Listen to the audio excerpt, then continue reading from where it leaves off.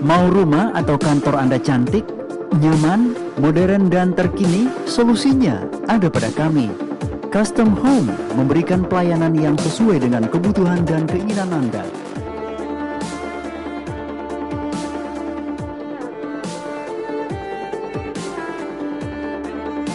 Info lebih lanjut, hubungi kami.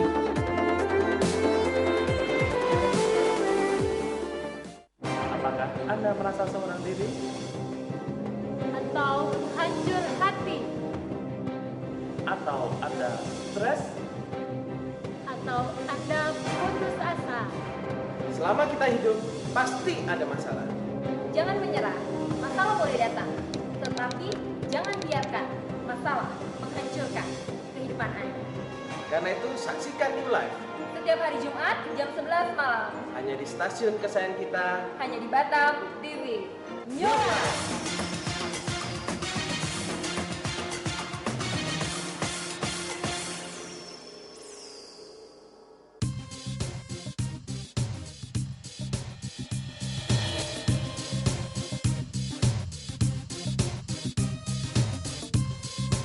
Batam TV, Jembatan Hati.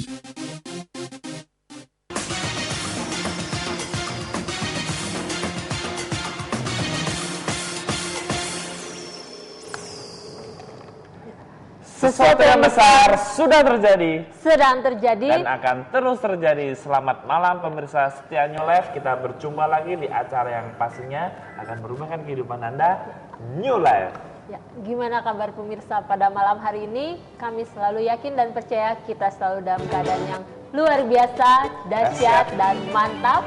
Sebagaimana siaran New Life pada malam hari ini. Ya, pemirsa, siaran ini kami kemas secara langsung dari Batam TV. Pemirsa yang mau bergabung dengan kami bisa berpartisipasi, bisa menceritakan permasalahan apapun yang sedang Anda hadapi pada malam hari ini. Pemirsa bisa bergabung dengan kami dengan mengirimkan SMS, bertanya ke narasumber kami pada malam hari ini ke nomor 0819 081 77 771. Ya, atau mungkin masalah-masalah yang Anda hadapi, baik itu masalah pekerjaan, kesehatan, rumah tangga, atau apapun masalah Anda, jangan ragu lagi untuk ambil handphone Anda bisa kirimkan SMS kepada kami di 0819 081 77 771. Ya, sebelumnya kami mengucapkan Selamat Hari Natal buat umat Kristiani yang yang merayakan. Ya, Ya. pemirsa, ini kan akhir tahun nih. Betul. Nah, banyak orang merenung apa yang sudah aku lakukan selama 1 tahun ini. Ya. Lebih banyak kebaikan atau kesalahan? Ya. Nah, kadang merenung kesalahan apa yang sudah aku lakukan selama 1 tahun ini ya. Atau mungkin tahun kemarin punya tujuan-tujuan supaya di tahun cita-cita. 2014 tercapai, tapi nggak tercapai, mungkin sampai sekarang masih dihantui rasa bersalah, kok bisa nggak tercapai, Karena gagal kesalahan ya. mungkin Iya, seperti betul. itu ya. Nah, karena itu pemirsa, di akhir tahun ini acara New Life yang Terakhir di tahun 2014 kita ya. mengangkat tema memperbaiki kesalahan. Nah, pemirsa, bukan secara kebetulan Anda menyaksikan ini, mungkin Ya. banyak kesalahan-kesalahan yang sudah kita lakukan di Ya, tahun betul. kemarin. Nah, gimana Di cara tahun ini masih di tahun 2014 ya. gimana kita memperbaikinya? Nah, Ya. pemirsa, kita sudah kedatangan narasumber yang luar biasa. Kita sapa langsung narasumber kita pada malam hari ini. Selamat malam, Pak Susilo. Selamat malam Hengki, selamat malam Ana, selamat malam pemirsa di rumah. Ya. Ya, Selamat malam Ibu Ervi. Selamat malam Ana, selamat malam Hengki. Selamat malam. pemirsa di rumah. Ya, Ya, gimana kabarnya? tentu saja luar biasa, dahsyat, dan selalu mantap. Selalu mantap. Selalu mantap. Ini kan Harus temanya, ada rewind lagi, selalu mantap. ini khusus Pak ya, temanya karena akhir tahun memperbaiki kesalahan. betul. Kenapa Pak mengangkat tema ini Pak? Ya, di samping saya juga melakukan kesalahan di tahun ini, gitu kan. Jadi masih ada melakukan kesalahan Pak ya? Oh, masih. Oh, kirain sudah nggak melakukan Pak. Wah, tahun ini kita bertengkar berapa kali ya? Itu kan juga sebuah kesalahan gitu kan ya. Kenapa kita ngangkat tema ini? Karena setiap orang pasti pernah melakukan kesalahan. Ya. Nah, bagaimana kita memperbaiki atau reaksi apa yang kita berikan terhadap kesalahan itu jauh lebih penting daripada kesalahan yang sudah kita lakukan. Nah, tapi sebagian orang menganggap kesalahan yang sudah terjadi, kekeliruan yang sudah terjadi di masa lalu itu menghancurkan hidupnya. Padahal reaksi yang kita berikan terhadap kesalahan itu jauh lebih penting daripada apa yang sudah terjadi. Untuk kedepannya Pak Untuk ya? kedepannya, Kenapa? Karena kalau kita ngeliat di masa lalu, melihat kesalahan-kesalahan, kita akan muncul problem terus. Orang yang berfokus pada kesalahan, mentalnya juga akan down. Dia akan merasa, ya buat apa lagi aku hidup, buat apa lagi aku berjuang, kok rasanya sudah tidak ada pengharapan lagi. Nah makanya orang yang melakukan kesalahan dan fokus pada kesalahan, bukan hanya mentalnya down, reaksinya akan menjadi salah juga. Kenapa? Yang diingat selalu kesalahan. Akibatnya reaksinya reaksi salah. Tapi kalau yang dia lihat kebaikan Tuhan, dia lihat dia yang benar, kepercayaan yang benar, itu akan menghasilkan tindakan yang benar. Kepercayaan yang salah menghasilkan tindakan yang salah. Nah makanya kita akan bahas itu step by step pada malam hari ini. Nah, kalau misalnya seseorang yang melakukan kesalahan, Pak, apakah ada kesalahan yang bisa diperbaiki atau ada tidak sih kesalahan yang tidak bisa diperbaiki? Karena kan temanya memperbaiki kesalahan. Betul. Berarti ada juga yang, apakah ada juga yang nggak bisa diperbaiki gitu, Pak? Nah, Tentu saja kalau ngomong kesalahan itu kan sesuatu yang sudah terjadi ya. Iya. Nah, itu sesuatu yang sudah terjadi udah lewat nih. Dan kalau kita terlalu fokus ya dengan apa yang sudah lewat, apalagi kesalahan-kesalahan yang pernah kita lakukan, itu tidak membuat kita jadi maju gitu loh. Malah membuat kita, aduh kok kayak gini, kok kayak gini. Malah kita jadi menyesalin, kok kayak gitu sih, kok aku seperti itu sih. Jadi apa yang bisa kita lakukan, mending kita lihat ke arah kedepannya, kita apa yang harus kita lakukan. Yang sudah lewat, biarlah itu jadi pelajaran bagi kita gitu loh.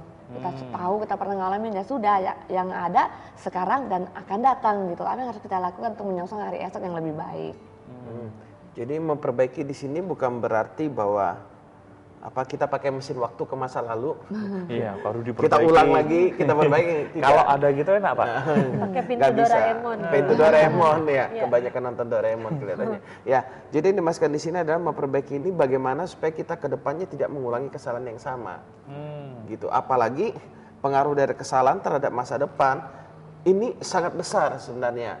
Nah, kalau kita memperbaiki kesalahan ini maksudnya tidak mengulangi kesalahan yang sama, itu yang pertama. Yang kedua, bagaimana kita menghadapi akibat kesalahan di masa lalu. Akibat, konsekuensi Konsekuensi dari kesalahan di masa lalu. Sehingga kita bisa bereaksi benar dan kita memiliki masa depan yang indah. Jadi bukan berarti kita pakai mesin waktu ke masa lalu, tapi bagaimana kita menghadapi konsekuensi dari kesalahan di masa lalu, bagaimana kita tidak melakukan kesalahan di masa depan, itu yang jauh lebih penting. Jadi setiap kesalahan pasti ada konsekuensinya, Pak? Pasti. Nah itu konsekuensinya tuh kayak apa, Pak? Konsekuensinya itu kan gini, contoh misalkan, ada orang yang melakukan hubungan free sex misalkan. Ya, pergaulan bebas. Oke, pergaulan bebas, dia hamil. Waktu dia bertobat, dia minta ampun sama Tuhan, dia tetap hamil. Hamilnya nggak hilang, gitu kan? Tetap hamil dia. Nah, itulah konsekuensi yang harus ditanggung. Konsekuensinya misalkan, dia mengandung tanpa seorang suami. Perasaan malu, perasaan belum siap gitu kan, dan berbagai macam, mungkin perasaan kotor dan berbagai macam itu campur menjadi satu gitu kan. Nah, orang yang kalau dia fokusnya pada kesalahan, dia akan merasa, aduh aku sudah terlanjur hancur, aku nggak punya memiliki kehidupan lagi. Nah, kalau dia fokus pada kesalahan begitu, maka dia tidak akan memberikan reaksi yang benar dalam hidupnya. Tapi kalau orang yang tidak berfokus pada kesalahan, dalam arti begini, oke, aku terima ini memang kesalahanku. Aku terima memang ini aku harus membayar harganya di masa depan. Oke, hamil tanpa seorang suami misalkan gitu ya. Namun dia bisa bereaksi benar. Namun aku percaya Tuhan masih mengasihi aku, menyertai aku, dan aku percaya aku pasti bisa memiliki kehidupan yang baru. Makanya cara ini dinamakan New Life. Jadi New Life itu tidak berfokus pada kehidupan lama, tapi kehidupan yang baru yang Tuhan berikan. Nah, kebanyakan orang berfokus pada kehidupan yang lama. Berarti out life gitu kan. Ini new life, hidup yang baru. Jadi apapun kesalahan yang sudah kita lakukan, bagaimana kita memiliki kepercayaan yang benar menghadapi reaksi terhadap kesalahan itu akan memberikan kehidupan yang baru bagi hidup kita. Jadi ada harga yang harus dibayar, Pak? Ada harga yang harus dibayar. Namun bagaimana kita menghadapinya dan mati membayar harganya itu. Hamil luar nikah, ada yang mau membayar harganya dan menggugurkan kandungan, malah tambah hancur. Tapi ada orang yang bereaksinya benar, bukan malah menggugurkan kandungan, tapi dia datang pada Tuhan, dia terima semua, dia bertobat, dia minta ampun, lalu dia memperoleh hidup yang baru, gitu kan. Nah, reaksinya itu yang paling penting harganya tetap harus dibayar, hamil. Iya. Mungkin malu. Malu, Ya. kemudian apalah perasaan nggak enak, ya itu campur aduk biasanya. Orang yang melakukan kesalahan pasti hatinya ada tuduhan dan terasa gimana, gelisah, tidak enak, tidak nyaman gitu. Kalau dalam posisi seperti itu apa yang harus dilakukan, Pak? Nah, istiqomah. Kalau pada saat itu mesti ya kita rasanya nyesalin diri ya, ih kok kayak gitu loh, kok keadaan saya kadang-kadang kita mikir Tuhan kemana sih, kok saya dibiarin seperti itu. Kadang-kadang malah kita mencari kambing hitam ya. Pada saat itu kita sadarin ya, kalau kita sih setiap orang, siapa sih yang nggak pernah punya salah, setiap orang kan pasti pernah berbuat salah. Yang penting sekarang kita sadar akan kesalahan kita, ya sudah, kita mengambil satu tindakan, kita lihat yang benar, lah kita berjalan dalam hal-hal yang benar gitu loh. Tapi tidak menutup kemungkinan pada saat itu kita masih bisa berbuat salah, masih mungkin gitu loh. Tapi sudah kalau kita tahu hal yang benar untuk kita berbuat salah itu kemungkinannya sudah kecil seperti itu. Nggak akan berlarut-larut dengan hal yang salah-salah itu, nggak lagi seperti itu. Jadi pada saat itu kita juga perlu ya, kita perlu komunitas ya, komunitas pergaulan kita. Jadi di mana pergaulan kita orang-orang yang baik, yang bisa punya nilai-nilai yang benar lah, yang membuat kita tahu apa sih yang harus kita lakukan, nilai-nilai yang kita dapat itu pun benar seperti itu. Ya, jadi kalau kita berbuat salah sama orang, ya minta maaf dong. Harus fair gitu. Jadi kita menyadari kita salah, kita berani mengakui, kita berani bertanggung jawab, kita memberikan reaksi yang benar dalam hidup ini. Itu. Ya, buat pemirsa, kami masih tunggu SMS-nya. Mungkin pada malam hari ini Anda memiliki berbagai permasalahan di dalam kehidupan Anda. Mungkin Anda merasa tidak ada jalan keluarnya. Bukan secara kebetulan pemirsa menyaksikan siaran New Life pada malam hari ini. Anda bisa curhat kepada kami dengan mengirimkan SMS di 0819 081 77 771 apapun masalah Anda. Ya, ini ada SMS nih, bacana Dari dari 9254. Ya.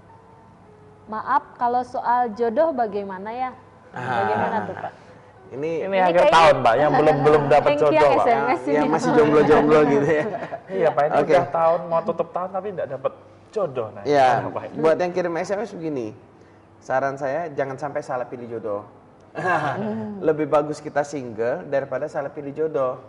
Makanya ada orang berkata, mau nyicipin neraka, menikahlah. Mau nyicipin surga, menikahlah. Maksudnya apa? Kalau kamu salah pilih jodoh, kamu akan nyicipin neraka dalam hidupmu. Rumah tangga yang isinya pertengkaran, percecokan, ketidakcocokan, sakit hati, kecewa. Nah, itu kalau salah pilih jodoh. Tapi kalau benar, kita akan nyicipin surga. Ngerasa kenyamanan, kedamaian, ketenangan, kebahagiaan semuanya dan berbagai macam. Makanya saya cukup ketat kalau misalkan orang-orang yang kami bina dalam memilih jodoh sebenarnya bukan karena kita dipilih-pilih, tidak, tapi kita melihat ke depan. Menikah itu kan cuma sekali seumur hidup. Ya. Nah itu dia.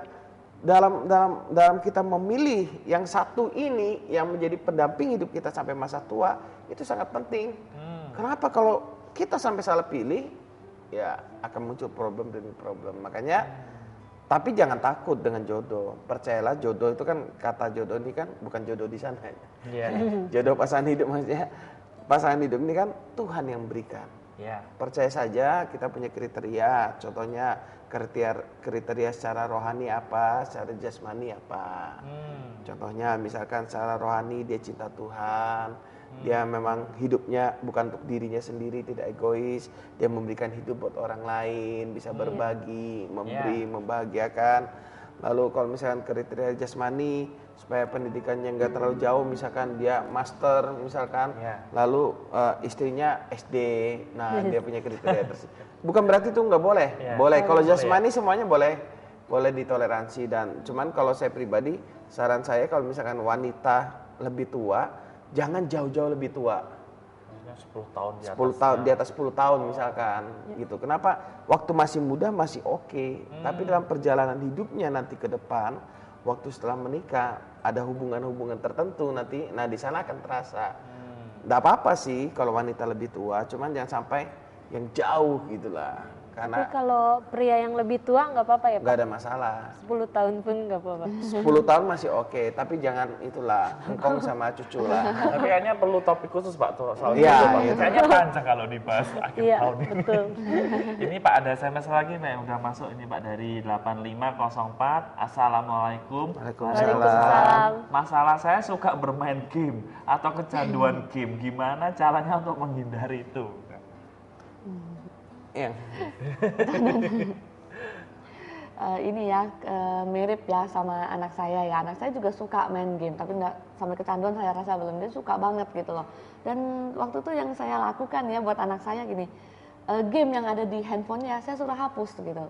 Lah untungnya anak saya tuh mau gitu loh, dia untuk hapus gamenya semua. Itu berbicara keputusan kita ya, kita mau apa enggak gitu loh. Pada saat kalau kita memang kita mau, kita bisa. Tapi pada saat kita nggak mau, meskipun kita hapus di handphone maunya ya, kita bisa pergi ke tempat seperti orang main-main game itu, dan kita bisa main lagi gitu loh. Jadi sama aja, jadi semua tergantung keputusan kita. Kalau kita bilang ya saya mau untuk tidak mikirkan game lagi, mungkin kita pada saat kita nganggur, kita ngisi waktu kita dengan hal-hal yang lain gitu loh. Jadi kita nggak akan diem. Kalau kita diem nganggur, kayak saya lihat anak saya, kalau pada saat dia nggak main game, dia diam, dia bengong. Mama mau lagi lah main game, dia mesti berkata mau lah, soalnya saya nganggur. Tapi pada saat saya kasih dia kegiatan, sesuatu kegiatan yang membuat dia sibuk, dia nggak akan pikir lagi dengan pengen main game seperti itu. Jadi itu bisa bicara keputusan kita untuk kita, sudah saya nggak mau main game, saya ngisi waktu saya untuk melakukan hal lain yang lebih berguna. Iya. Ya, jangan fokus pada game. Nggak usah berjuang untuk menang atas game. Sekarang gini, hapus game yang ada, yakinkan diri Anda bahwa Anda bisa lepas dari game. Iya. Sudah kan? Anda sudah yakin, oke, Anda hidup normal lah. Isi dan aktivitas-aktivitas. Kalau Anda semakin berusaha berjuang untuk berhenti main game, semakin Anda penasaran. Aduh nanti gimana ya? Karena yang muncul dalam pikiran Anda adalah game. Terima saja bahwa Anda sudah lepas dari game. Lalu hapus semua game, lalu fokus dalam bekerja. Ya. Makanya komunitas sangat penting sih. Komunitas sangat penting. Saya tidak anti dengan game. Dulu saya punya teman itu yang waktu masih kuliah, wah itu benar-benar kecanduan. Sampai besok masih ujian, main game hari ini sampai jam 3 pagi. Saya pikir, wow, ini belajar belum, apa belum. Ya, tapi memang dia agak pinter sih. Bukan agak pinter, memang pinter. Lulus dia. Saya pikir, kok bisa ya orang main game ini lulus ya. saya mikir. Nah, makanya percayalah kita sudah lepas dari game.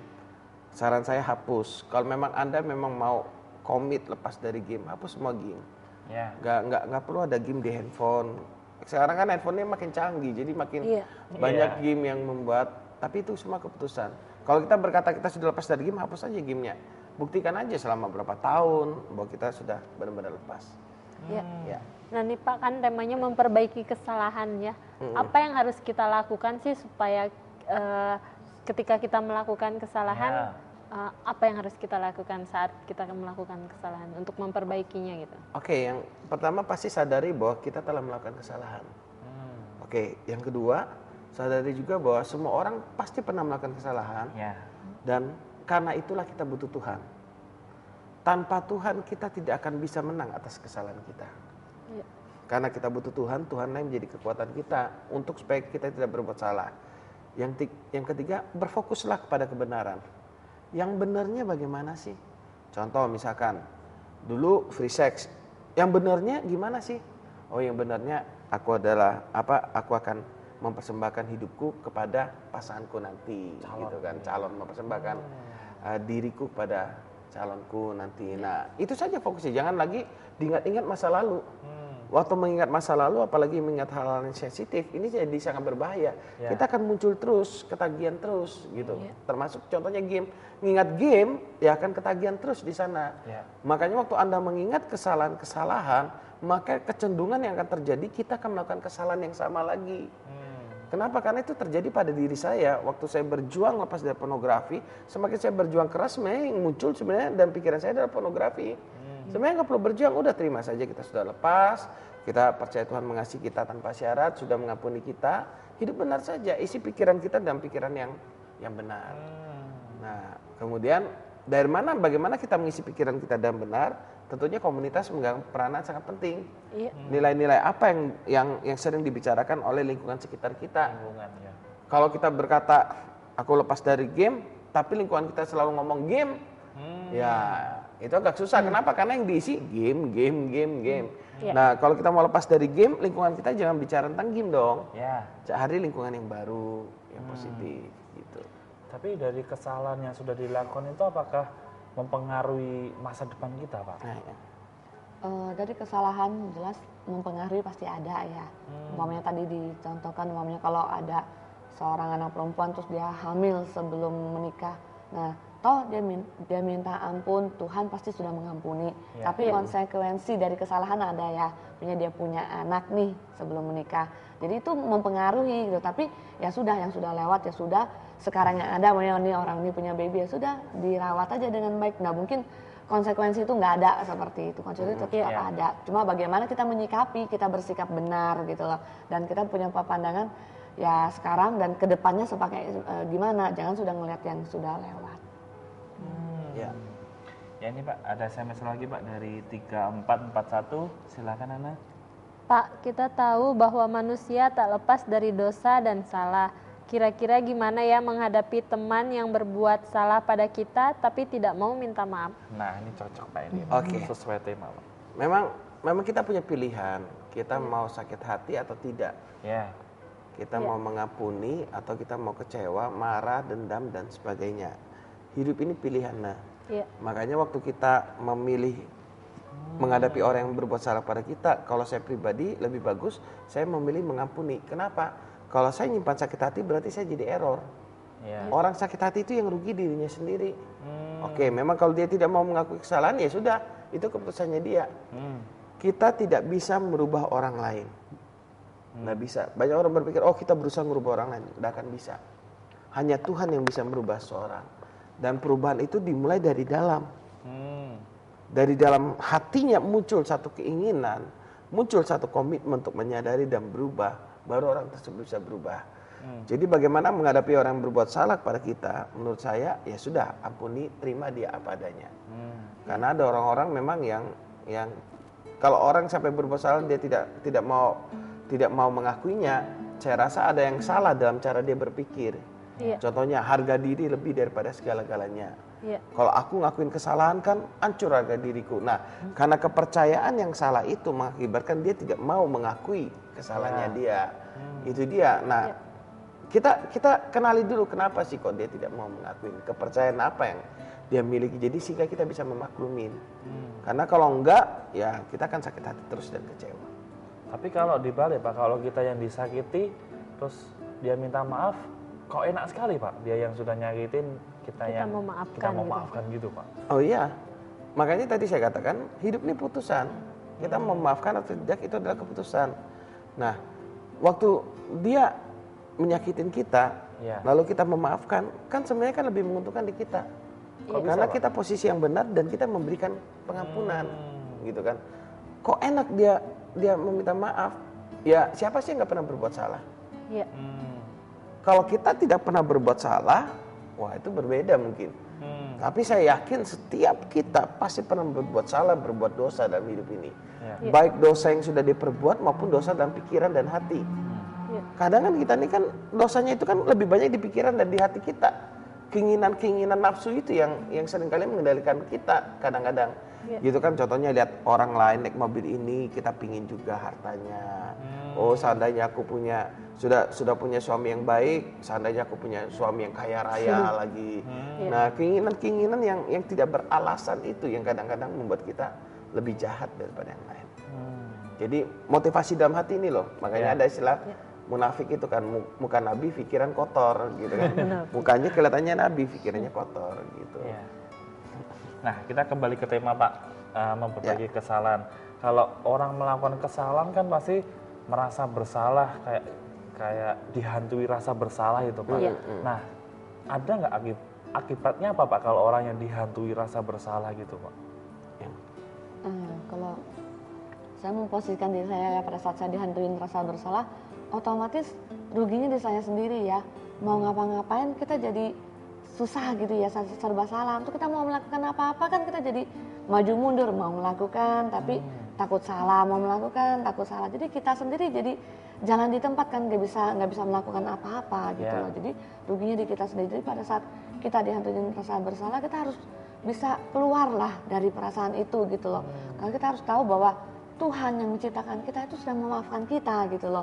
Nggak ada perbuatan kita yang nggak dimaafkan gitu loh. Memang ya itu Tuhan memaafkan, tapi konsekuensi dari kesalahan kita kan tetap ada. Itu sudah ada yang harus kita tanggung ya. Cuma secara moral, secara hati kan kita sudah merasa lebih nyaman kan pada saat kita tahu kalau pencipta kita aja sudah memaafkan kita gitu. Apalagi manusia gitu ya kan. Jadi pada saat itu kita punya nilai-nilai yang benar lah. Kalau kita sudah dimaafkan, dan sekarang apa sih yang harus kita lakukan untuk kedepannya, nggak cuma meratapi nasib, oh ya saya sudah salah ya sudah gitu loh. Kedepannya kita lihat hal yang benar dan kita juga bisa memperbaiki diri kita kan dengan kedepannya. Ya, memang kalau orang dihantuin rasa bersalah itu otomatis dia jadi susah mau dekat sama Tuhan. Karena dia pikir Tuhan marah, murka sama dia, gitu kan ya. Kemudian dia juga akan cenderung menjadi orang yang lebih bersifat tertutup, mengurung introvert. diri. Kenapa? Karena dia nggak mau kesalahannya diketahui oleh orang lain. Maka menyesal gitu Pak ya. Bisa menyesal, bisa juga dia nggak pingin kesalahannya diketahui oleh orang lain. Jadi dia akan kecenderungan gagal dalam membangun hubungan. Kemudian dia tidak akan bisa mengembangkan potensi hidupnya secara maksimal. Nah, kalau ini sampai terjadi, orang dihantuin kesalahan karena dia fokus pada kesalahan, dia meratapi diri, meratapi nasibnya, berarti kan tidak ada potensi yang bisa keluar. Yang mengalami ketakutan nggak Pak gitu? Ya, dia akan mengalami ketakutan. Kenapa? Dikejar rasa bersalah. Makanya kan ada, kalau kita baca di koran-koran gitu kan, ada pembunuh yang tiba-tiba menyerahkan diri sendiri. Kenapa pembunuh itu menyerahkan diri? Karena dia tidak pernah membunuh, yang pertama. Yang kedua, dia dihantui rasa bersalah. Dihantui bayang-bayang orang yang sudah meninggal itu ngejar dia, gitu kan. Nah ini kalau tidak dibereskan, ini akan jadi problem. Makanya lebih bagus hidup di dalam penjara dengan perasaan dimerdekakan, meyakinkan Tuhan sudah mengampuni dan menanggung semua konsekuensi, daripada hidup bebas dihantui rasa bersalah, dikejar mati-matian. Terus-terusan Pak ya itu ya. Itu akan stres mati-matian. Kenapa? Nggak bisa tidur, gelisah dan berbagai macam. Nah sama, kalau membunuh kelihatannya ekstrim, tapi berapa banyak orang yang memang dihantui rasa bersalah, contohnya meninggalkan keluarga, tidak bertanggung jawab kepada anak, kemudian misalkan dia pakai uang kantor yang kantornya belum tahu, dan itu membuat dia nggak bisa tidur, gelisah dan berbagai macam. Nah makanya kenapa kita perlu membereskan tentang kesalahan ini, bereskan di hadapan Tuhan, bereskan di hadapan sesama juga, gitu. Tapi konsekuensinya tetap berjalan Pak itu Pak ya? Tetap ada. Kayak misalkan contoh nyatanya kan Ana dia sudah selesaikan berdamai dengan Tuhan, lingkungannya juga sudah menjadi baik, otomatis tetap anaknya Kristen, sudah lahir, udah 4 tahun ya ini ya? 4 tahun lebih. Nah jadi anaknya tetap ada, ya sudah, itu konsekuensinya akibat kesalahan masa lalu, namun sudah tidak dihantui oleh kesalahan ini. Sudah merdeka gitu Pak sudah ya? Merdeka. Ya, makanya jadi artis sekarang. Dari pemirsa jadi artis. Kita ke SMS Pak, sudah masuk dari 2104, harusnya 2014 ya. Mau tanya nih, apa ya obat sakit hati? Saya kalau sudah sakit hati susah mau baikin orang itu lagi. Apa mungkin saya termasuk orang yang pendendam? Terima kasih. Obat sakit hati. Kalau pada saat kita sakit hati, obatnya adalah mengampuni. Memang apa ya, kadang-kadang gampang-gampang susah ya, tapi itu bicara keputusan ya. Pada saat kita dilingkupi dengan rasa sakit hati kan seperti tadi dikatakan oleh suami saya, kita sendiri yang rugi kan. Mau ngapa-ngapain susah lah. Mau sementara orang yang kita sakitin hati lah, dia mah tenang-tenang aja, kita jadi serba salah kan. Kita ngelihat dia ketika jengkel banget, tapi dia mah hidup normal aja lah. Ruginya di kita sendiri. Dan pada saat kita mengambil keputusan untuk kita mau mengampuni, perasaan kita kan akan lega ya. Memang kadang-kadang dunia nih ngomong enaknya banget sih, orang sudah salah kok kita ngampunin, gak masalah gitu loh. Yang penting hati kita benar, ya sudah kita ngampunin. Toh setiap orang pasti pernah berbuat salah. Iya, mengampuni itu bukan bicara perasaan, tapi sebuah keputusan. untuk lebih mudah mengampuni, sadari begini bahwa Tuhan telah mengampuni kita. Iya. Saya ini hanya bisa memberikan uang kepada orang lain jika saya memiliki uang. Saya ini akan bisa mengampuni orang lain kalau saya menyadari bahwa Tuhan itu baik, telah menebus dosa saya, Dia sudah mengampuni saya, sehingga saya bisa mengampuni orang lain, menerima orang lain apa adanya. Iya. Kalau misalkan saya punya utang misalkan 50 miliar, lalu Hengki punya utang sama saya 100.000, saya lebih mudah waktu utang saya 50 miliar dihapuskan, Hengki bilang, kok sorry aku nggak bisa bayar utang 100.000, nggak apa-apa, no problem gitu kan. Kenapa? Karena saya merasa saya sudah diampuni, gitu kan, sudah dilunasin semua. Nah, sama kalau kita merasa betul bahwa kita sudah diampuni oleh Tuhan, maka hati kita akan penuh dengan pengampunan pula, gitu. Ya. Nggak ada yang mau hidup di sakit hati juga, Pak ya. Jadi obat sakit hati adalah mengampuni. Ya, mengalami kasih Tuhan, mengampuni. Hati yang gembira adalah obat kok sebenarnya. Jadi kalau bicara obat sebenarnya, mau obat kanker, mau obat apa, dimulai dari hati yang gembira. Dan ini hasil penelitian. Mereka yang kena penyakit kanker lalu tetap bertahan cukup panjang umurnya, karena mereka setelah mereka menyadari itu, akhirnya mereka memutuskan untuk hidup gembira. Maka ada sel-sel hormon tertentu yang keluar dalam tubuh kita, dan itu akan memperbaiki banyak hal. Hati yang gembira adalah obat. Tapi hati yang gembira enggak termasuk senyum-senyum terus gitu kan ya Pak? Itu agak gangguan jiwa. Nah. Tapi semangat yang patah itu mengeringkan tulang.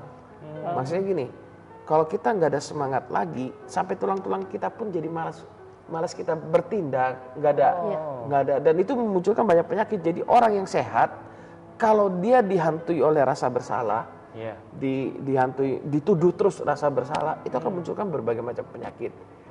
Makanya orang yang pendendam itu akan kecenderungan dikuasai oleh penyakit. Minimal penyakit hati yang sudah diteliti adalah penyakit kanker. Itu makanya ada penelitian mengatakan salah satu penyebab penyakit kanker adalah sakit hati yang menaun.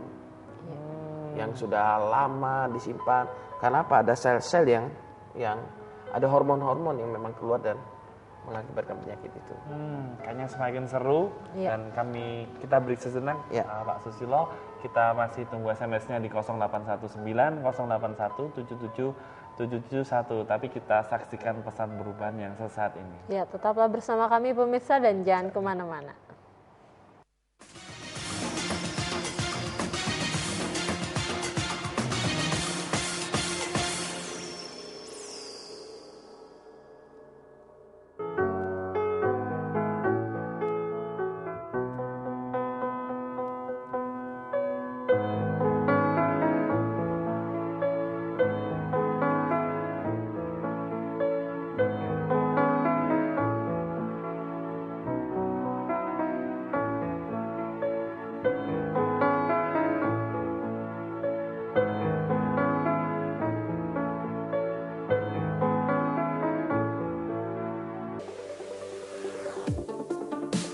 Mau rumah atau kantor Anda cantik, nyaman, modern, dan terkini? Solusinya ada pada kami.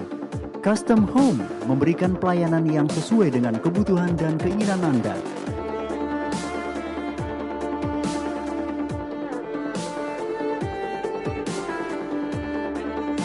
Info lebih lanjut, hubungi kami.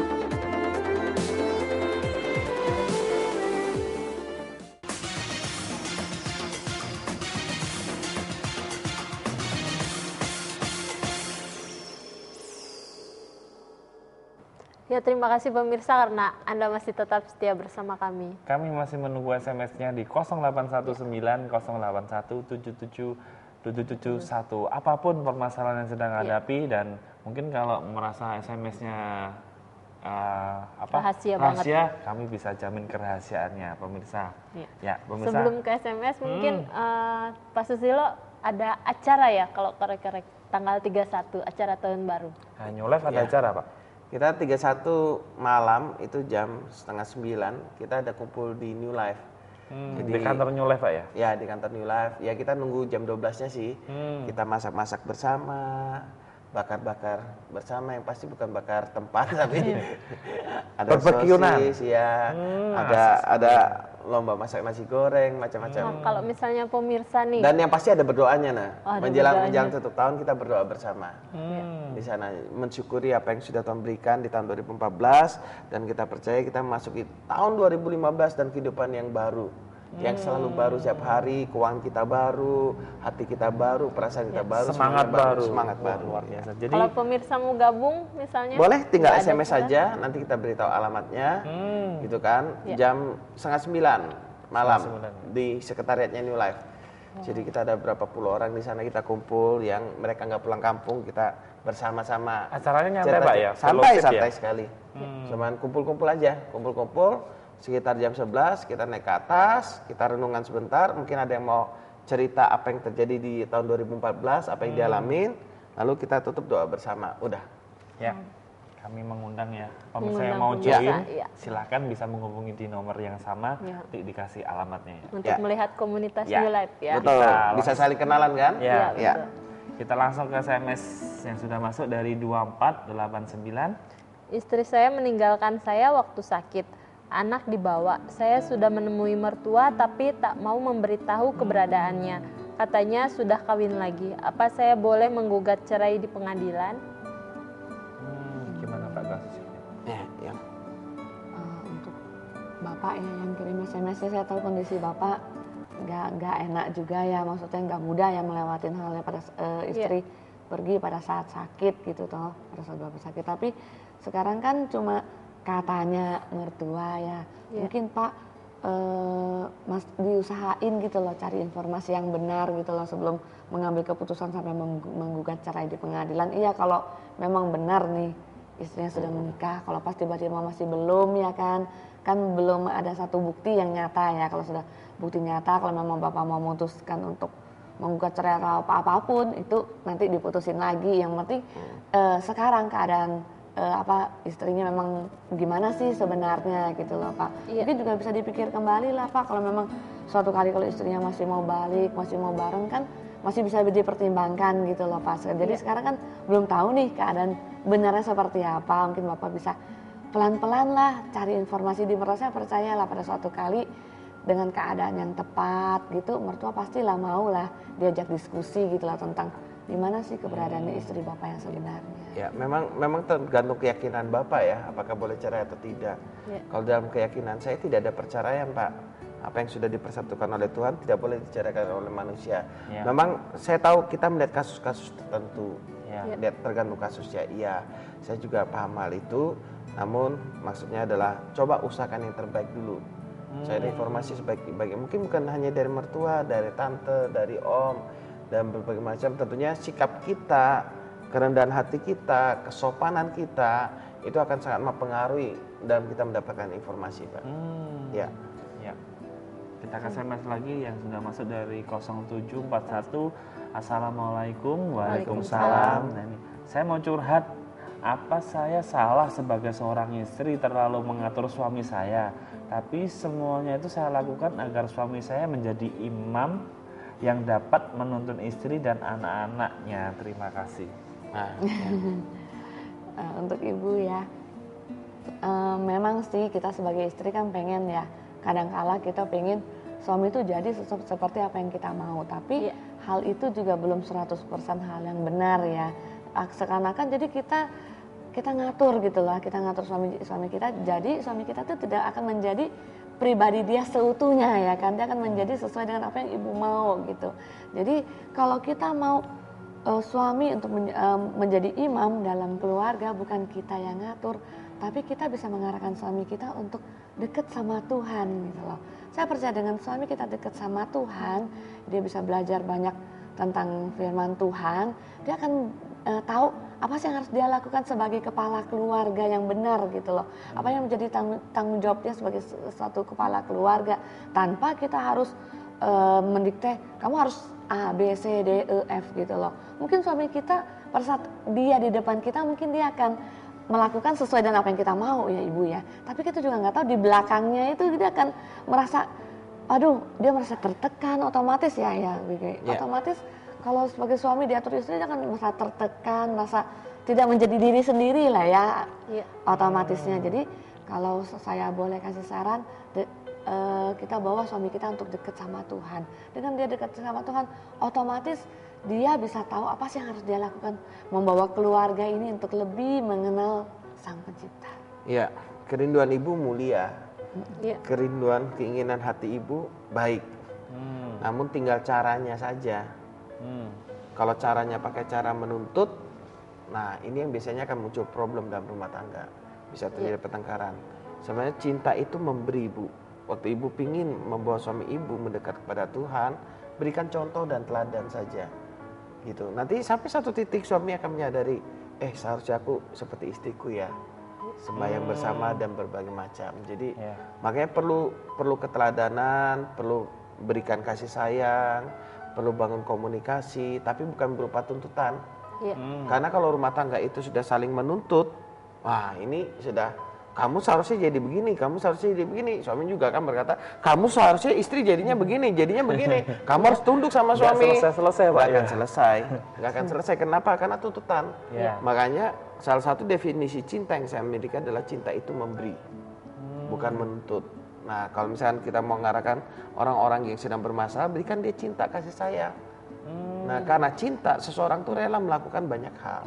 Kalau orang mendapatkan cinta, dia akan rela melakukan banyak hal. Dulu waktu kami pacaran, saya nggak biasa bangun jam pagi, saya biasanya bangun jam 8, jam 9. Waktu saya masih SMA itu, saya bisa bangun jam 4 pagi loh, gara-gara pacaran aja. Untuk ngajak main sepatu roda.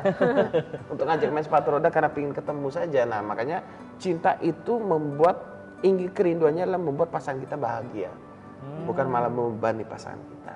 Ya. Kita ke SMS selanjutnya dari 6897. Shalom New Life. Shalom. Saya beberapa kali mendapatkan masalah yang sama. Setiap saya menghadapi masalah yang sama, aku merasa sedih dan down. Saya ingin lepas dari masalah itu, tapi tidak bisa melepaskannya. Saya tidak tahu apa yang harus saya lakukan untuk menghadapi masalah yang sama itu. Nah, masalahnya adalah kami tidak tahu masalah itu apa. Masalahnya itu ya. Itu dia, karena setiap masalah kan harus ditangani dengan cara-cara tertentu. Ya. Nah, tapi saya bersyukur Anda bisa kirim SMS, mungkin setelah siaran biar lebih enak, biar lebih private, Anda bisa telepon, dan jangan khawatir, semua layanan yang diberikan oleh New Life gratis.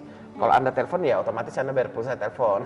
Dan rahasianya dijamin, Pak. Dan rahasianya dijamin. Jadi kalau mau ketemu juga boleh, sehingga Anda merasa feel free, merasa bebas saja gitu kan ya. Karena tidak tahu masalahnya masalah apa. Misalkan saya dulu masalahnya adalah saya kecanduan pornografi, otomatis jatuh dalam hal yang sama. Nah, bagaimana cara mengatasinya? Kan beda dengan misalkan masalahnya adalah masalah saya ini seorang yang malas. Nah, bagaimana kita mengatasinya? Beda lagi dengan masalahnya, misalkan saya masalahnya adalah saya seorang yang minder, tertutup dan berbagai macam, dan tidak rasa bersalah. Nah, itu solusinya berbeda-beda. Nah, kalau nggak diberitahu masalahnya, kami juga agak bingung memberikan Atau mungkin karena saran arahnya. malu, mungkin privasi, mungkin bisa menghubungi langsung Mbak Susila ya, Pak. Ya, Betul. bertemu ya, Ya. lebih enak. Ya. Ya, kita ke SMS yang selanjutnya dari 1527. Ini menarik, Pak. Apa itu dosa? Nah, kapan kita tahu kita berdosa? Dan kapan kita tahu dosa kita diampuni Tuhan? Dari Umar di Batam. Waduh, ini sudah bicara keyakinan gitu ya. Nah, tentunya tergantung keyakinan Anda, agama Anda apa. Tapi kalau keyakinan saya begini, karena saya berdosa, dilahirkan dalam keadaan berdosa, sehingga saya berbuat dosa. Karena dosa dari Adam sana, jadi saya lahir sebagai manusia berdosa, sehingga saya berbuat dosa. Sama seperti kucing, karena benihnya benih kucing, makanya suaranya bagaimana Hengki? Meong-meong, Pak. Meong, suaranya meong. Bukan berarti saya kucing, Pak. Ya, bukan berarti kucing, ya kan? Bukan ketika dia meong baru dia jadi kucing, Iya. Iya. ya kan? Karena dia benihnya benih kucing, suaranya meong. Karena saya dilahirkan sebagai orang berdosa, karena dosa Adam, saya jadi berbuat dosa. Nah, kapan saya meyakini bahwa dosa saya sudah diampuni? Dosa saya diampuni pada saat saya menerima Yesus, ini dalam keyakinan saya, sebagai penebus dalam hidup saya. Kenapa saya yakin dosa saya diampuni? Karena dia sudah membayar semua harga dosa saya di atas kayu salib. Nah, bagaimana cara saya menerima pengampunannya? Saya percaya kepada dia bahwa dia telah menebus dosa saya. Misalkan gini, saya punya utang sama Hengki, Iya. gitu kan? Anda bayarin utang saya. Saya punya utang 1 miliar, Anda bayarin. Nih kok Hengki, aku bayarin nih, utangnya pasti lo 1 miliar. Iya. Nah, bagaimana saya bisa yakin bahwa utang saya sudah dibayarkan kalau saya tidak percaya kepada Ana. Iya. Makanya saya harus percaya dulu. Oh sudah ya, saya bisa ketemu lagi, Heng sudah lunas ya. Nah gitu. Kenapa? Ana yang bayar. Karena Ana mengasihi saya misalkan gitu kan ya. Karena dia mengasihi saya, dia bayar utangnya semua. Sama lah seperti saya kesalahan anak saya. Misalkan dia pecahkan barang misalkan di sebuah toko. Yang bayar siapa? Bapaknya. Kenapa? Karena bapaknya mengasihi anaknya. Gitu bukan berarti oh kalau gitu anaknya berbuat salah terus. Tidak. Makanya saya katakan bahwa orang yang memiliki kepercayaan yang benar akan memberikan tindakan yang benar. Waktu saya menyadari bahwa saya sudah ditebus, saya adalah orang benar karena pengorbanannya, gitu kan. Saya tindakan saya jadi benar. Makanya saya pribadi tidak berusaha mati-matian untuk menang atas dosa. Kenapa? Karena kepercayaan yang benar itu akan menghasilkan perbuatan yang benar. Ya. Kita ke SMS selanjutnya. Lebih detail telepon aja. Oh iya. Dari 0822, selamat malam Pak, saya benci sama mertua karena perselingkuhan anaknya disembunyikan dari saya. Sampai perempuan itu minta restu boleh nggak nikah sama suami saya. Sampai perempuan itu nginap di rumah mertua saya, sampai suami zina dengan perempuan brengsek itu. Saya tanya mertua saya tapi bohongi aku dan menutupinya. Saya jadi benci sekali sama mertua saya, rasanya nggak bisa hilang. Menurut Bapak apa yang harus saya lakukan? Dari Ayu Dipi Ayu. Mungkin untuk Ayu ya, Dipi Ayu ya, saya tahu ya. Menghadapin kayak keadaan seperti ini nggak gampang ya bagi Ayu ya. Di satu sisi ada suami yang selingkuh, terus mertua yang kelihatannya nutup-nutupin ya. Tapi satu hal Mbak Ayu ya, memang kalau kita lihat gak enak banget keadaannya, tapi kita belajar untuk ngampunin gitu loh. Memang gak mudah, saya tahu itu gak mudah ngampunin mertua yang sudah kelihatan kasat mata kok berbuat seperti itu di depan kita. Cuma sadari. Bukan hanya mertua, suami juga. Jadi numpuk sekali ya. Numpuk. Jadi apa yang harus dilakukan? Mungkin kalau saat ini rasanya sudah nggak ada harapan, kalau secara manusia nggak ada harapan. Tapi saya percaya gini, Tuhan yang ciptakan kita, Dia yang menjadi sumber pengharapan kita, tidak membuat kita putus asa gitu loh. Mungkin kita kadang-kadang bilang, benarkah Tuhan tuh akan bantu kita? Pada saat kita percaya dan kita yakin Tuhan sudah membantu kita sesuai dengan iman kita. Jadi Ayu, cobalah ambil satu tindakan, ajak ngomong sama suami gitu loh. Kenapa sih yang menjadi problem yang dihadapin gitu loh. Mungkin mertua kan seakan-akan kan memang orang ketiga ya dalam rumah tangga. Biasa kan kalau kita dalam rumah tangga adiknya kan suami dan istri dan anak-anak. Maksudnya mertua sih sudah tidak ikut-ikutan ya. Jadi coba ngajaklah ngomong dengan cari waktu yang tepat. Cobalah suami diajak diskusi gitu loh. Maunya suami bagaimana gitu. Kadang-kadang kan kita lihat suami kalau bisa selingkuh, kadang kita lihat ke suami salah, tapi kadang-kadang juga ada salahnya di pihak istri juga. Mungkin pada saat itu kita kurang ngurusin suami kah, sampai suami beralih ke orang lain gitu. Jadi cari waktu untuk berdiskusi sama suami, dan saya percaya suami itu pasti dia punya waktu lah untuk buat Ayu untuk berdiskusi, untuk ngobrol gitu loh. Cari waktu yang ada, dan di lain sisi Ayu juga berdoa gitu loh. Percaya kalau Tuhan memberikan jalan terbaik buat keluarga. Iya, betul. Mujizat masih terjadi sampai sekarang Ayu. Jadi saya juga menemui banyak orang yang sudah selingkuh, tapi akhirnya berdamai kembali, rujuk kembali. Dan bahagia. Bahkan ada yang pernah seorang suami ini malah bukan hanya pebisnis biasa, dia seorang tokoh sebenarnya. Selingkuhannya itu adalah sahabat dari istrinya. Dan waktu dia selingkuh itu dijadikan tetangga. Wow. Ini istrinya, sini selingkuhannya. Terang-terangan, Pak. Terang-terangan. Dan laki-laki ini, yang tokoh ini berada di tempat selingkuhannya, tahu apa yang dilakukan istrinya. Ini yang bagi saya waktu itu sangat tidak masuk di akal, dan waktu ketemu saya tanya, saya kejar, malah diantarin makanan buat suaminya. Ya, suaminya di rumah selingkuhan, dia sebagai istri kan menjalankan kewajibannya, diantarin makanan, diperhatikan makan pagi, siang, malamnya, dan maaf sampai urusan lajang pun masih tetap dilayanin.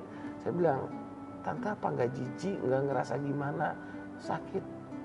justru tante itu jawabnya gini, saya nggak tahu, waktu itu saya merasa aneh karena saya merasa kasih Tuhan mengalir, justru saya kasihan dengan suami saya yang sedang error.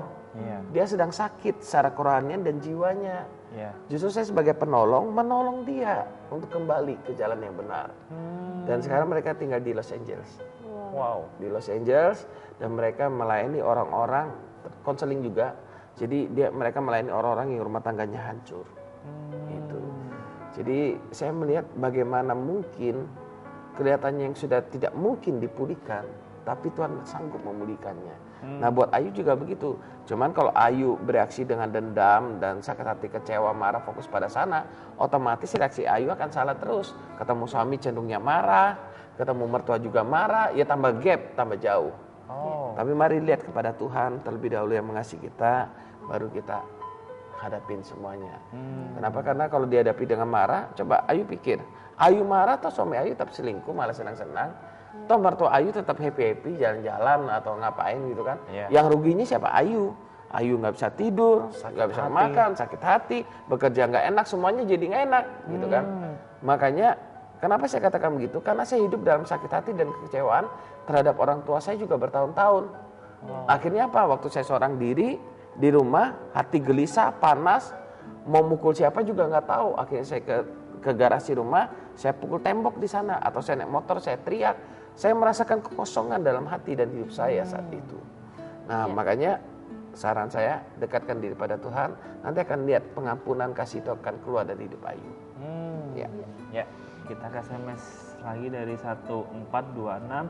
Selamat malam Pak, saya sangat kecanduan terhadap banyak hal negatif seperti judi, konsumsi minuman keras, free sex, dan lain-lain.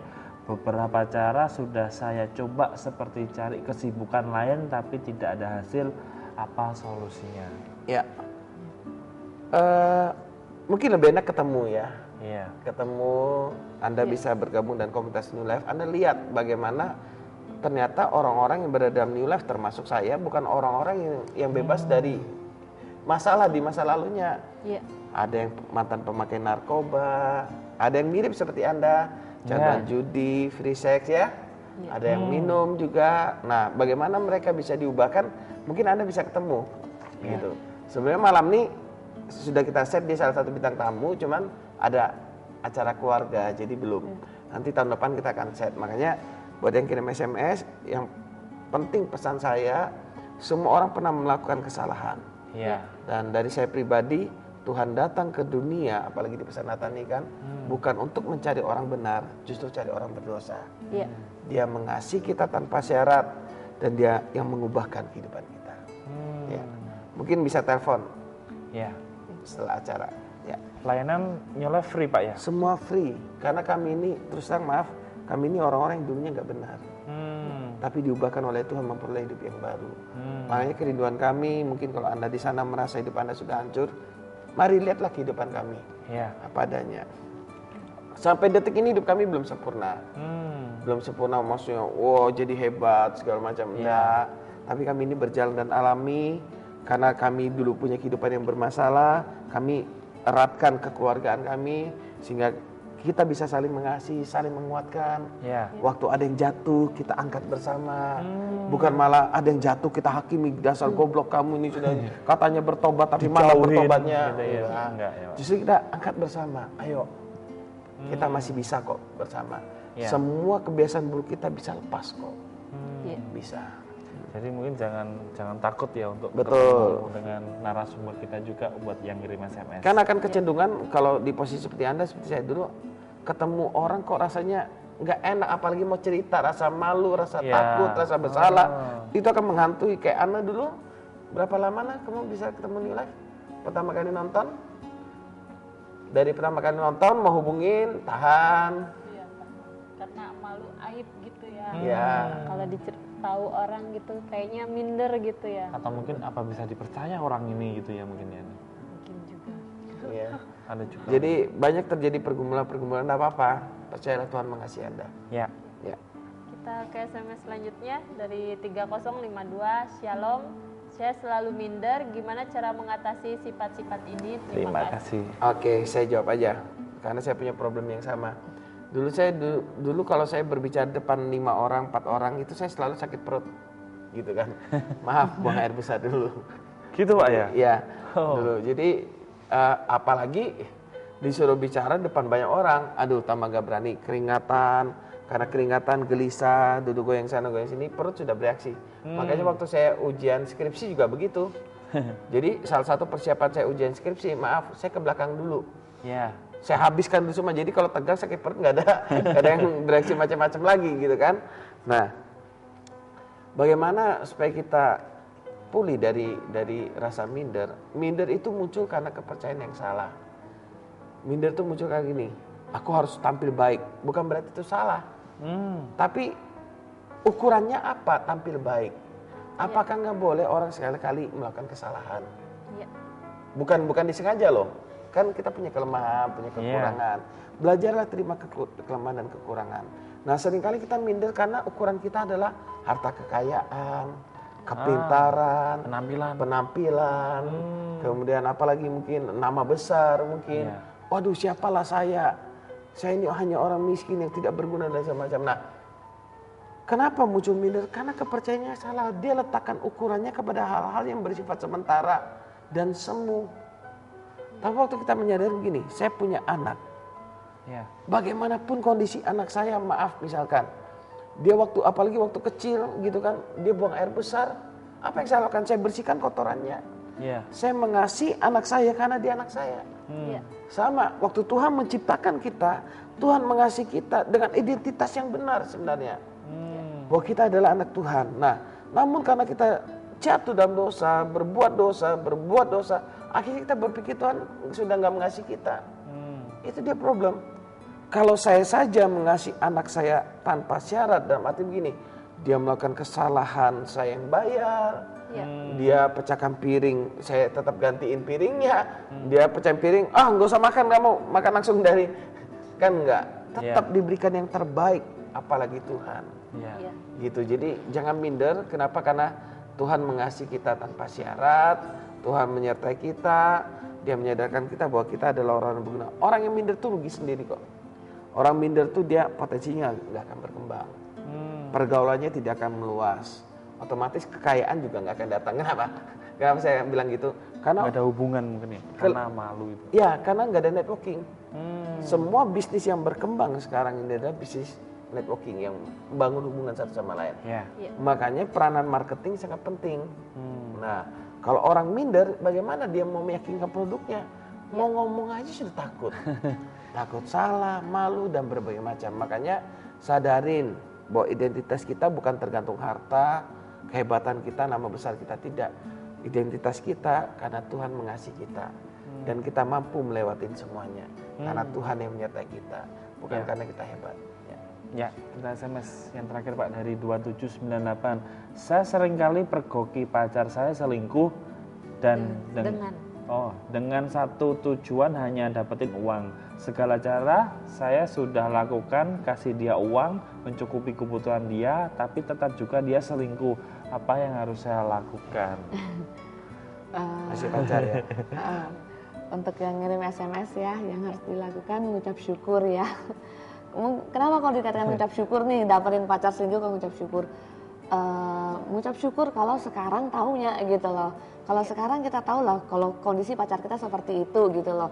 Sebelum menikah kan lebih enak gitu loh. Jadi kita bisa punya waktu ya untuk mikir serius nggak dia sama kita gitu loh. Kalau memang saya percaya kalau dia serius dia nggak akan bakal selingkuh. Dia akan belajar setia gitu. Nah kalau kalau sudah menikah terus selingkuh kan repot gitu. Jadi kadang-kadang kalau kita ngezoom hal yang kelihatannya kok selingkuh, hal yang nggak baik gitu, kita rasanya ngerasa sedih, ngerasa kecewa, tapi kita ambil hikmahnya gitu loh. Dari peristiwa ini kita lihat kok pacarnya kayak gini, mungkin kita bisa lihat lagi ya, gimana, apakah hubungan itu mau diteruskan apa enggak, bisa nggak nerima dan keadaan pacar yang selingkuh seperti itu. Jadi dipertimbangkan lagi aja. Kalau seperti ini. Kalau saya pacar selingkuh apalagi tujuannya uang, saya langsung berpikir jangan-jangan dia dengan saya bukan karena cinta tapi karena duit juga. Karena duit. Wow. Itu saya langsung terus terang aja. Itu yang pertama.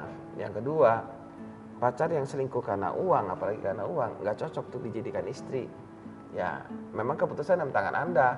Mungkin Anda berkata, tapi aku cinta sama dia, Pak. Cinta itu tidak buta, cinta itu melihat juga, gitu ya. Makanya seperti istri saya katakan, kalau sudah nikah dia selingkuh, Anda akan jauh lebih sakit. Apalagi nanti Anda punya anak, dia selingkuh di depan Anda, di depan anak Anda, wah, itu akan muncul problem. Apalagi alasannya duit. Waduh. Iya. Jadi menurut saya, ya Anda pertimbangkanlah, karena Anda yang harus buat keputusan. Semua resiko Anda yang tanggung. Kenapa? Mungkin Anda berkata, tapi kalau saya putus nggak ada lagi yang mau sama saya. Enggak lah, Tuhan tuh akan sediakan yang terbaik kok. Dia baik kok, masih dicukupi ya Pak. Iya, selama kita punya hati yang baik, sekalipun wajah kita mungkin pas-pasan, wajah saya bulat sebesar gini aja masih laku kok. Masih laku. Iya, Pak. Ini Kadang ada yang kurus ganteng kok belum laku-laku, saya juga bingung. Gitu. tenang, nah, sabar, nah. Tunggu waktunya. Tunggu waktu, ya. Tapi ini waktunya mepet Pak, sudah di Iya. akhir jam 12. Nah, mungkin ada yang mau disampaikan buat pemirsa di rumah secara singkat. Kalau dari saya, pada saat kita menyadarin bahwa kita sudah berbuat salah, sadarin juga bahwa Tuhan Allah yang menciptakan kita, Dia sudah mengampuni kita. Meskipun segala konsekuensi dari kesalahan kita tetap kita terima, ya, konsekuensi tetap ada, tapi pengampunan dari Tuhan pun kita terima. Ya, dari Pak Susilo, supaya kita bereaksi benar, bertindak benar, milikilah pemikiran yang benar. Kepercayaan yang salah, pemikiran yang salah mengakibatkan reaksi kita salah. Ya, luar biasa. Terima kasih Pak Thank Susilo, you. juga Ibu Selamat Erti. Natal. Selamat Natal. Kami juga mengucapkan terima kasih banyak kepada pemirsa yang telah menyaksikan siaran ini. Dan kami mohon maaf karena tidak semua SMS yang masuk kami bacakan berhubung keterbatasan waktu. Namun bila pemirsa masih tetap ingin mendapat jawaban langsung dari narasumber kami, Anda masih tetap dapat menghubungi di nomor yang sama di 0819 081 7777 Semua layanan gratis. Free. Nah, Iya. kami juga pemirsa juga bisa menyaksikan video kami Jumat kemarin dengan tema yang luar biasa. Pemirsa bisa menyaksikan di YouTube ataupun di Facebook. Bisa bergabung, bisa join di nama New Life spasi Batam TV. Ya pemirsa, saksikan terus siaran New Life setiap hari Jumat pukul 11 malam hanya di stasiun TV kesayangan kita semua, hanya di Batam TV. New Life.